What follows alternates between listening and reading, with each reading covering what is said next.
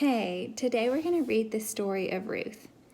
In the days when judges like Samson and Gideon ruled the land of Israel, there was a famine. And because there was no food, Elimelech, a man from God's people in Judah, moved to a pagan land of Moab. He took his wife Naomi and his 2 sons.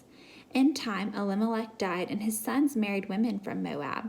But it wasn't long before his sons died too. And this left Naomi all alone with her sons' widows, Ruth and Orpah. There was no man to care for them. After a while, Naomi received word that the famine in Israel was over, and there was food again in Judah. So Naomi decided to travel back home. She urged Ruth and Orpah to return to their families and gods. Orpah left, but Ruth refused. She said, "Where you go, I will go, and where you live, I will live. Your people will be my people, and your God, my God." So Naomi and Ruth returned to Bethlehem together.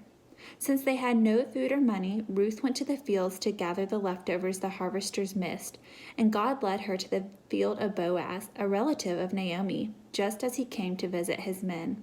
When Boaz saw Ruth, he welcomed her and kindly invited her to eat with him. He told the men to leave plenty of grain behind for her to gather.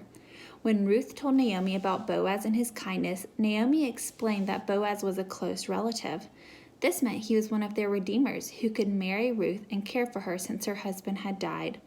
In those days, there were special rules about those things. Naomi was happy that Boaz had showed Ruth such favor, and she sent Ruth back to him, hoping he would marry her. And that is just what Boaz did. He went to the elders of the city and promised to redeem and take care of the 2 widows by marrying Ruth and buying back Naomi's land to give her a place to live and grow food. Later, when Ruth and Boaz had a son, the women said to Naomi, "Blessed be the Lord who has not left you this day without a redeemer." And they named the boy Obed. When he grew up, Obed became the father of Jesse, who became the father of David, who became king of Israel. Did you know we have a redeemer too? A redeemer in Naomi's day would buy back the land a widow had lost when her husband died. He would pledge to care for her. Jesus is our redeemer in an even greater way. By dying on the cross for our sins, Jesus paid the price to redeem us from the curse of our sin. Now all those who trust in the Lord are redeemed, and they will live with God in heaven, and he will take care of them.